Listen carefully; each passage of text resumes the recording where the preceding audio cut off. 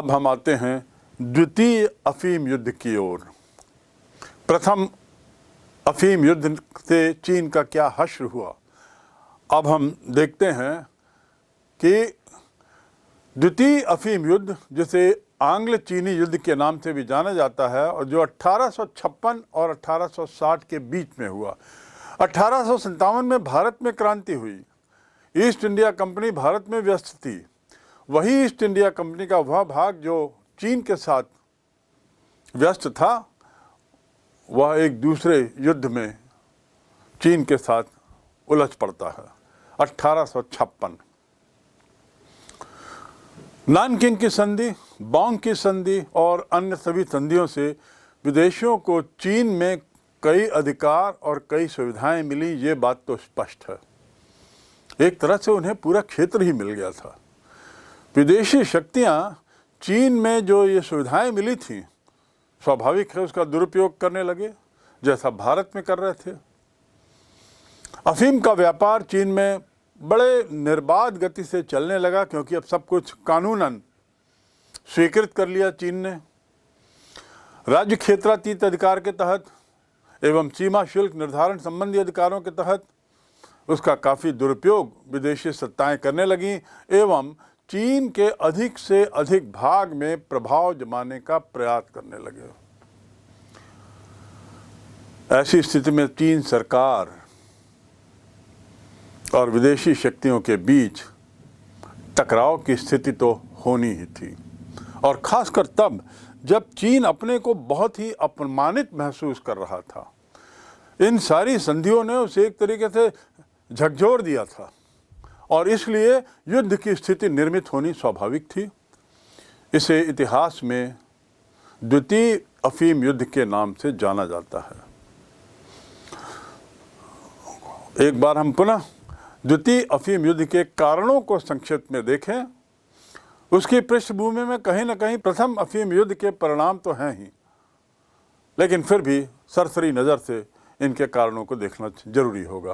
पहला, विदेशियों द्वारा संधि के पुनरीक्षण की मांग, अर्थात ये संधियां पुरानी हो गई हैं।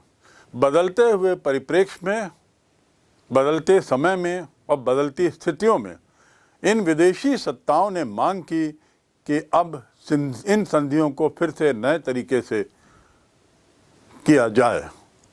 अंग्रेज नानकिंग की संधियों में कुछ संशोधन मांगने लगे, उसमें कुछ नई शर्तें जोड़ने के लिए दबाव बनाने लगे।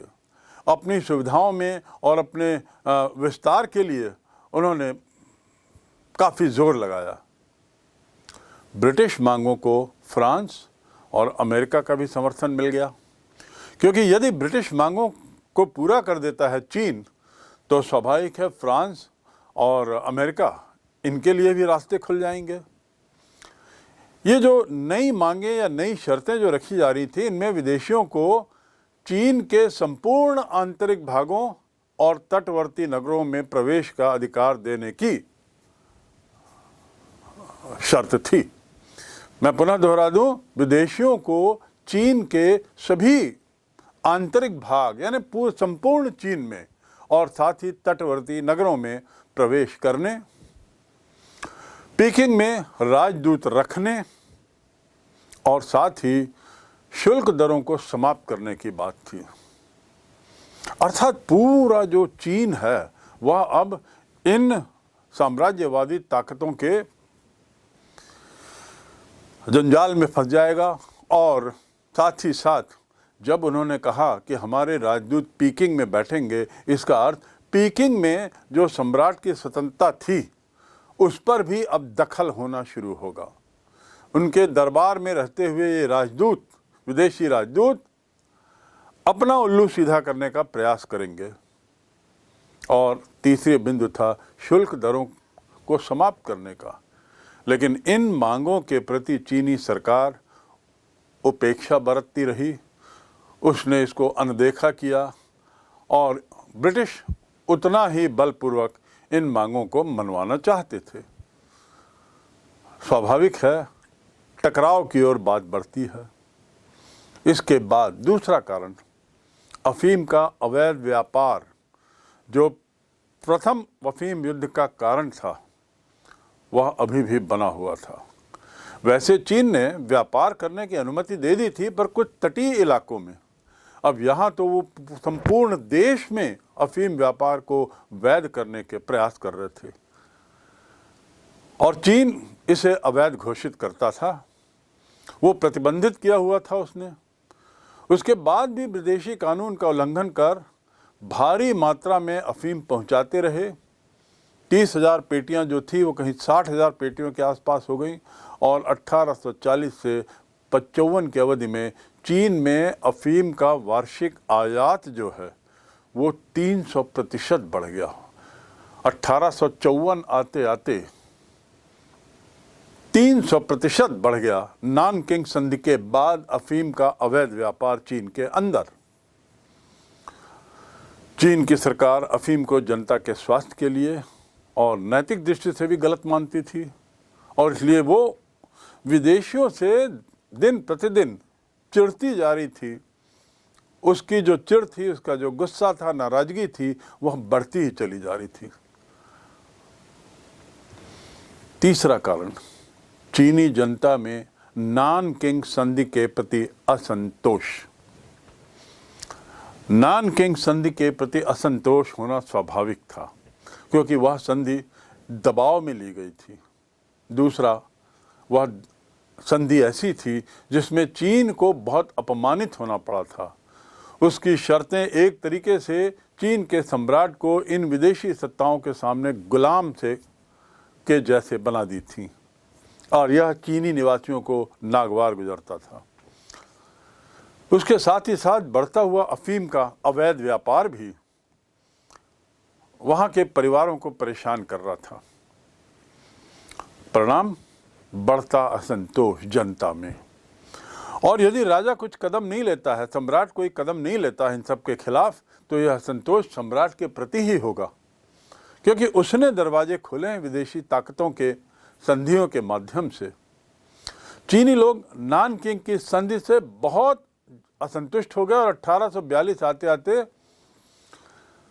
उनका असंतोष और तब बढ़ गया जब ये बंदरगाह भी खोल दिए गए थे। स्वाभाविक है, चीनी से बड़ा अपमानजनक मानते थे।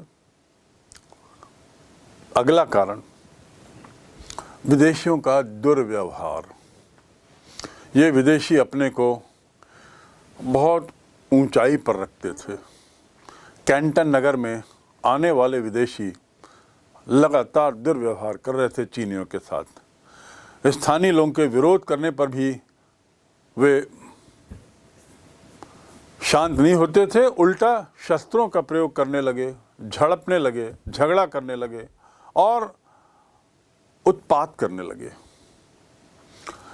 इससे स्थानीय स्तर पर ही सशस्त्र संघर्ष बढ़ने लगा, झगड़े बढ़ने लगे, हिंसा बढ़ने लगी।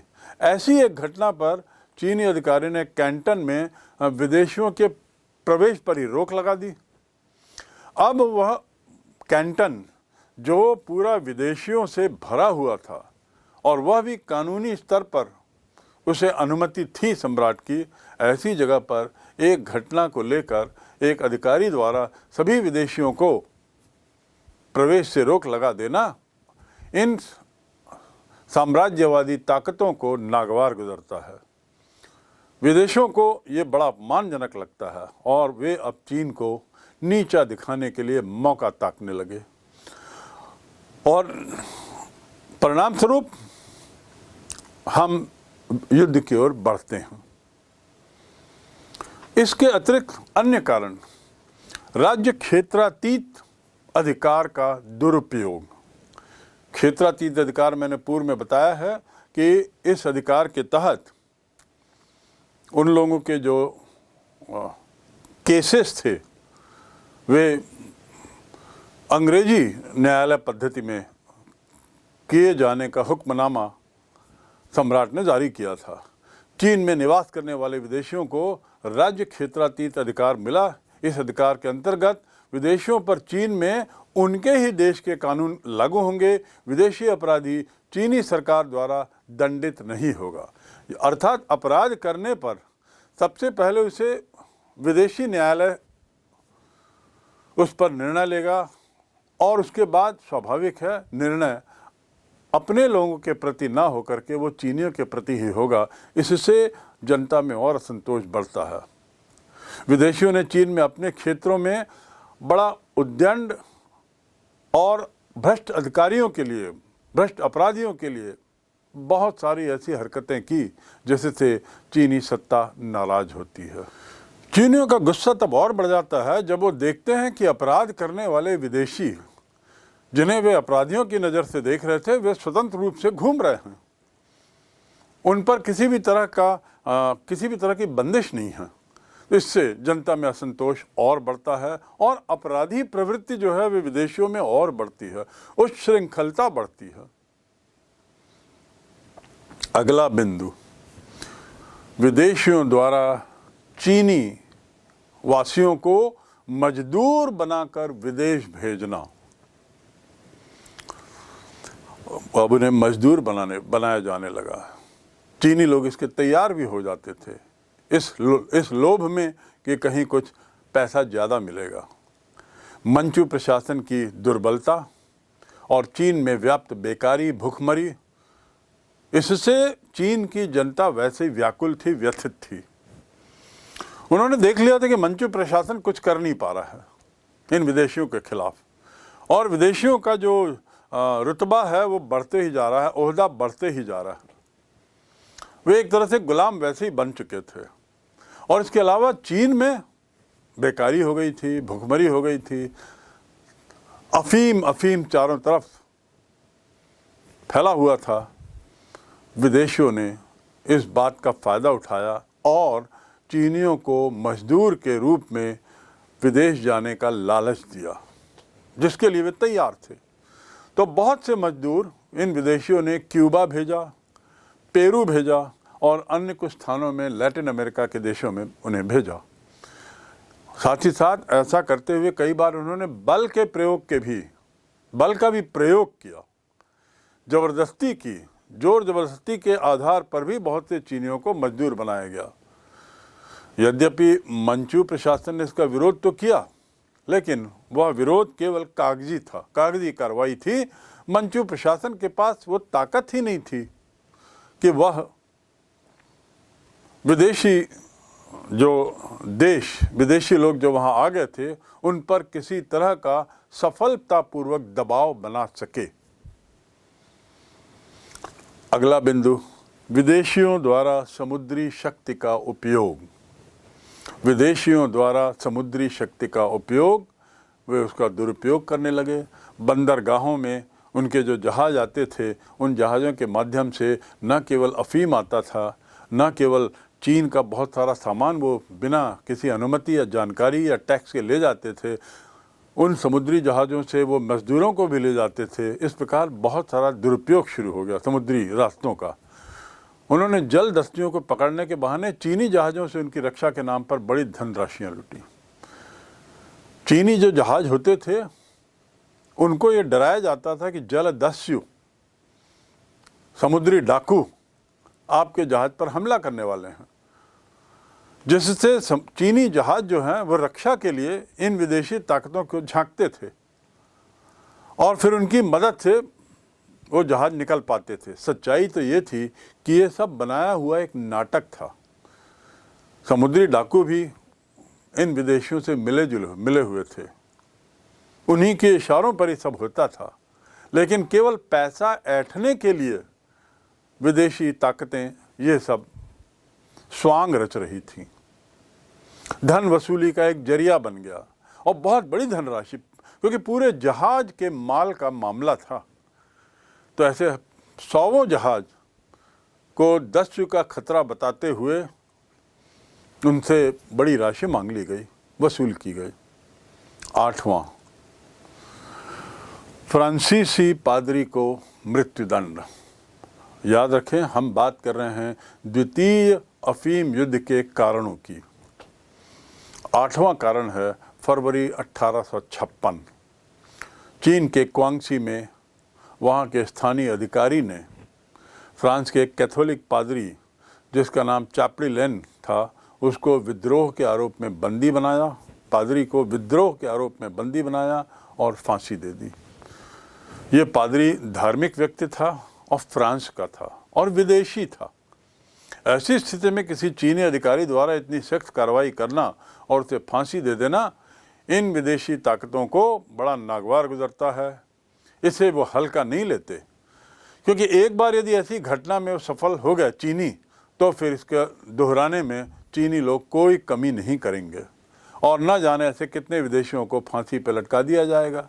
इस भय से भी और प्रतिक्रिया स्वरूप भी विदेशी ताकतों ने पूरे जोर से अपना विरोध बताने की कोशिश की। फ्रांस में इसके लिए बड़ा तीव्र रोष रहा और फ्रांस की सरकार ने चीन को दंडित करने का मन बना लिया और उसके लिए ब्रिटेन के साथ सहयोग की बात की।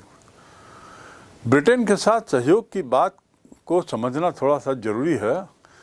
फ्रांस और ब्रिटेन दो पड़ोसी राष्ट्र हैं, आज भी वो पड़ोसी हैं और ये दोनों साम्राज्यवाद की नीति में पूरी तरह लिप्त थे। तो निश्चित रूप से पड़ोसियों के नाते इन दोनों के बीच में बनती नहीं थी और कई सौ वर्षों से दोनों के बीच में बहुत तनाव था, बहुत झगड़ा था। कई युद्ध इन लोगों के हुए। 100 Years वॉर नाम का एक युद्ध भी फ्रांस और ब्रिटेन के बीच हुआ। दूसरे शब्दों में, both of them were traditional rivals, दोनों एक दूसरे के पारंपरिक दुश्मन थे। ऐसी स्थिति में फ्रांस द्वारा इंग्लैंड से अनुरोध करना कि हम लोग साथ मिलकर चीन की समस्या का निराकरण करें, ये समझने की बात है। अर्थात अपनी पुरानी दुश्मनी को भुला दें या दरकिनार कर दें तब तक के लिए, जब तक कि हम चीन का मसला, चीन को उसकी जगह पर ना बैठा दें। उसके बाद भले फिर हम लड़ते रहेंगे एक दूसरे से। इस हद तक फ्रांस और इंग्लैंड तैयार थे। नौवां कारण होता है तात्कालिक। लोरचा एरो, ये एक जहाज का नाम है। इसमें एक घटना घटित होती है जो द्वितीय अफीम युद्ध का त्वरित कारण बनती है। ये जो जहाज है, लोरचा एरो जहाज, समुद्री जहाज, इसका एक जो मालिक था वो एक चीनी था, लेकिन कप्तान अंग्रेज था। आप यहाँ देख सकते हैं कि कैसे चीनी लोग भी विदेशी लोगों को अपने जहाज़ों में अधिकारी बनाना चाहते थे, क्योंकि उनकी कुशलता जग जाहिर थी। ये जो जहाज़ है ये ब्रिटिश अधिकृत हांगकांग में पंजीकृत हुआ था। आपको याद होगा, हांगकांग ब्रिटिश सत्ता को सौंप दिया गया था नानकिंग संधि के तहत, और इस जहाज़ पर अंग्रेजी झंडा फहराता था। चीनी अधिकारी एक बड़े कुख्यात डाकू को पकड़ना चाह रहे थे, इसलिए उन्होंने 8 अक्टूबर 56 को इस जहाज पर छापा मारा, ब्रिटिश झंडा उतारा और 12 नाविकों को डाकू समझकर बंदी बना लिया। ख्याल रहे, जहाज एक चीनी आदमी का था, चीनी मालिक था, लेकिन कप्तान जो था वो ब्रिटिश था और रजिस्ट्रेशन जो था उस जहाज का वो हांगकांग में था, वही हांगकांग जो ब्रिटिश के अधीन था। और ये घटनाक्रम होता है, 12 नाविक बंदी बना लिए जाते हैं। अंग्रेज़ों ने इन बंदियों के वापसी की मांग की और इतना ही नहीं, इस काम के लिए चीनी सरकार पर दबाव डाला कि आप हमसे क्षमा मांगे और आश्वासन दें कि भविष्य में इस तरह की गलती दोबारा आप नहीं दोहराओगे। Once in a lifetime का अनुभव हमको हुआ है और आपको सुनिश्चित करना होगा कि यह चीज़ दोबारा ना हो। चीनी सरकार ने यह सफाई देने की कोशिश की कि जहाज़ तो चीनी है और उसके पीछे उनका तात्पर्य यह था कि इसका मालिक तो एक चीनी है, तो हमने चीनी जहाज़ को पकड़ा है और चूंकि वो जहाज़ चीनी है इसलिए हमको उसके निरीक्षण करने का, उसमें जहाज़ के अंदर बैठे हुए अपराधियों को पकड़ने का पूरा अधिकार है। अंग्रेज इस स्पष्टीकरण से सहमत नहीं हुए। स्वाभाविक है, क्योंकि अंग्रेजों का कहना था इसका रजिस्ट्रेशन तो हांगकांग का है और इसका कप्तान भी एक ब्रिटिश है। जब चीनी स्पष्टीकरण से काम नहीं चला और अंग्रेज़ों ने उनके स्पष्टीकरण को ठुकरा दिया, तो ब्रिटिश सेना ने इस घटना से नाराज होकर कैंटन पर आक्रमण करके उसे अपने कब्जे में ले लिया। कैंटन वही सबसे बड़ा बंदरगाह जहां पर पहली बार विदेशियों को आने की अनुमति थी, नानकिंग ट्रीटी के पूर्व से ही, अब वो ब्रिटिश कब्जे में चला गया। फ्रांसीसी धर्म प्रचारक कि इस चीन में हत्या हो जाने से, फ्रांस तो वैसे ही चीन से खिलाफ था, उसने भी युद्ध की घोषणा कर दी।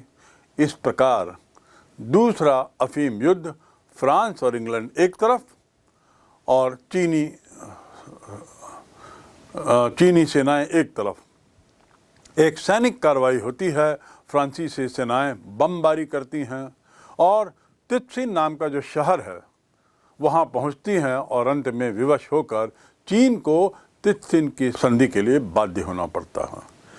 अब ये क्या है, इस संधि में अब क्या हुआ? तो ये घटनाक्रम इमीडिएट कॉज, मतलब एक जहाज का पकड़ाया जाना और इसमें बंदी बनाया जाना, ये इमीडिएट कॉज होता है और लड़ाई जल्दी समाप्त हो जाती है क्योंकि फ्रांस और इंग्लैंड मिलकर इसके खिलाफ, चीन के खिलाफ युद्ध लड़ते हैं, कैंटन कब्जे में कर लेते हैं और फिर विवश करते हैं एक संधि के लिए। आप समझ सकते हैं संधि में क्या हुआ होगा। वही सब अपेक्षाएं पूरी हुई होंगी इंग्लैंड फ्रांस की जो उन्होंने पूर्व में रखी थी कि बदलते हुए परिप्रेक्ष्य में, अब नए माहौल में, बदलती स्थिति में अब हमें नई शर्तें जोड़ने की आवश्यकता है। तो चलिए हम इस संधि की ओर थोड़ा नज़र डालें। 1858 की संधि।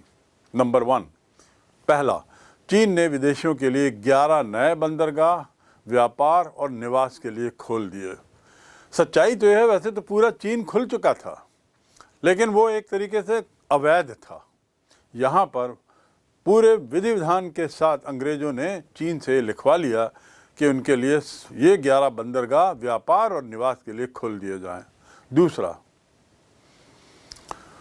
पश्चिमी देश चीन में पीकिंग में राजदूत रख सकेंगे, जिसके लिए लगातार दबाव बना रहे थे।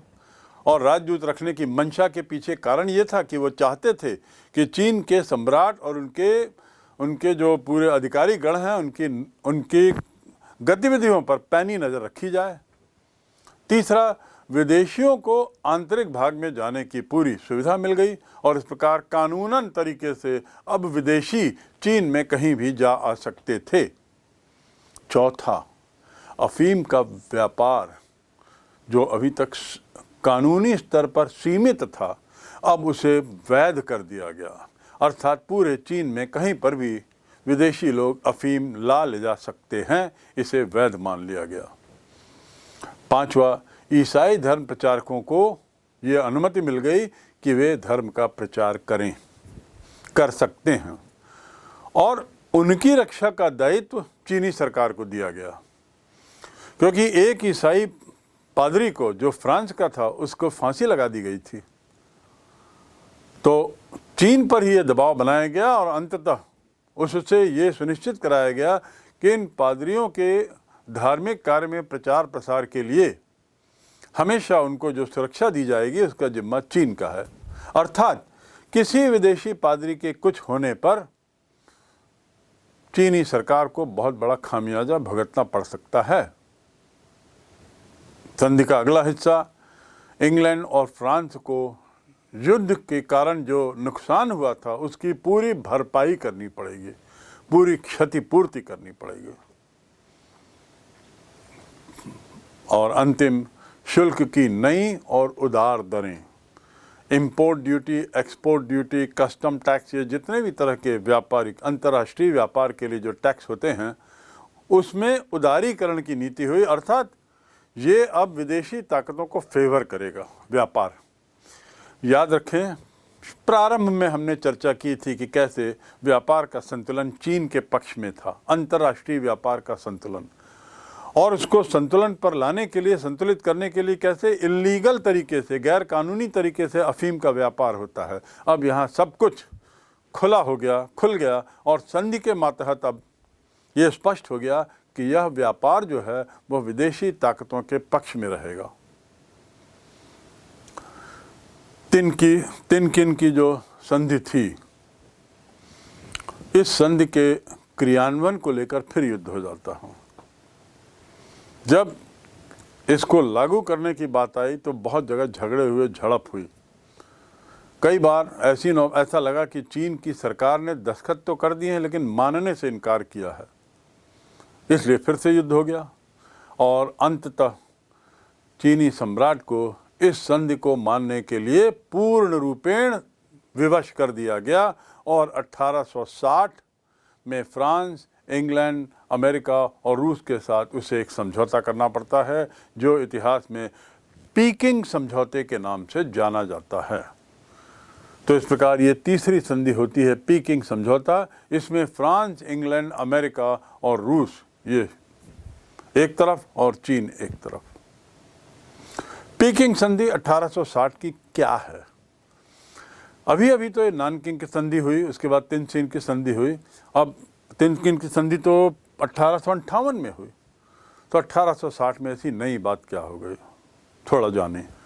इसके तहत पहला बिंदु, हांगकांग के सामने देखिए हांगकांग की स्थिति, उसके सामने कलून आर्किपेलेगो जिसे प्रायद्वीप कहते हैं वो इंग्लैंड को मिल जाता है।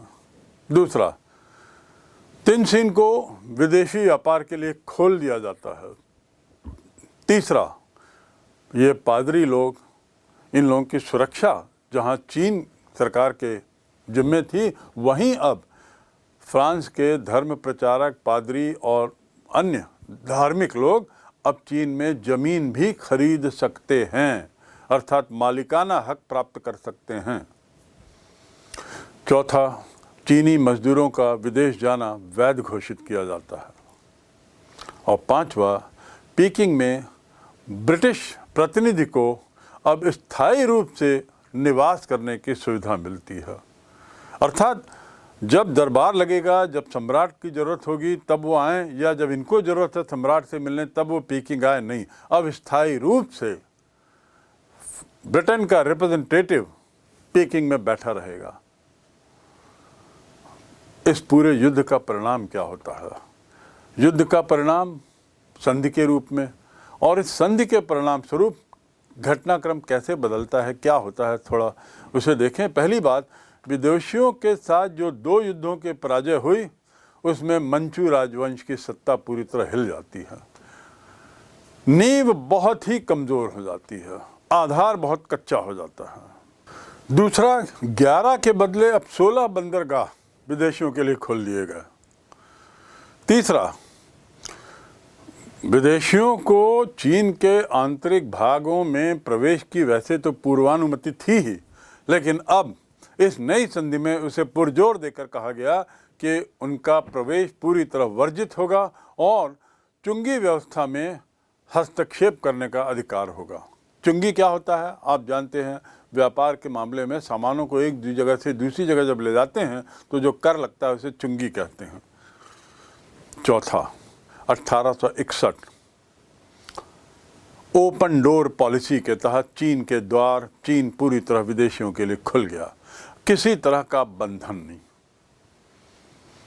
पांचवा, पादरी एवं ईसाई धर्म प्रचारकों को धर्म प्रचार करने की खुली छूट। चीन में अब ईसाई सभ्यता और संस्कृति का विस्तार होना शुरू होता है।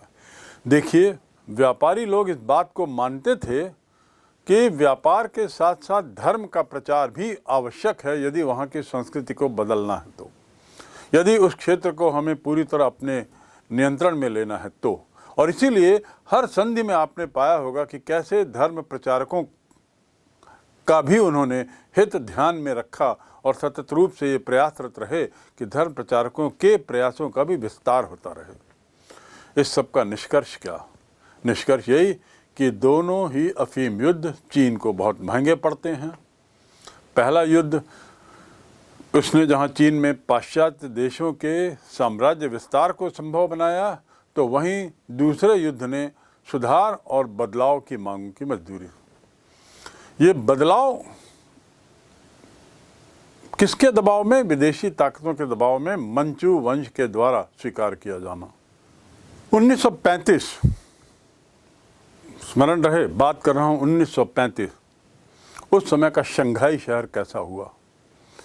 एक काला अमेरिकन तुरही वादक बक क्लिंटन जैज ऑर्केस्ट्रा के साथ विशेषाधिकार प्राप्त प्रवासी की जिंदगी जी रहा था।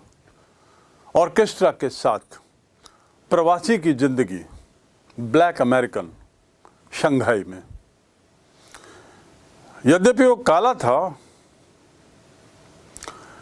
तो एक बार कुछ गोरे अमेरिकनों ने उसे तथा उसके जो वाद्य मंडल यानी ऑर्केस्ट्रा के सदस्यों के साथ कुछ झगड़ा किया, मारपीट की और गायन वादन वाले होटल से उसे बाहर निकाल दिया जहां वो ऑर्केस्ट्रा परफॉर्म करता था।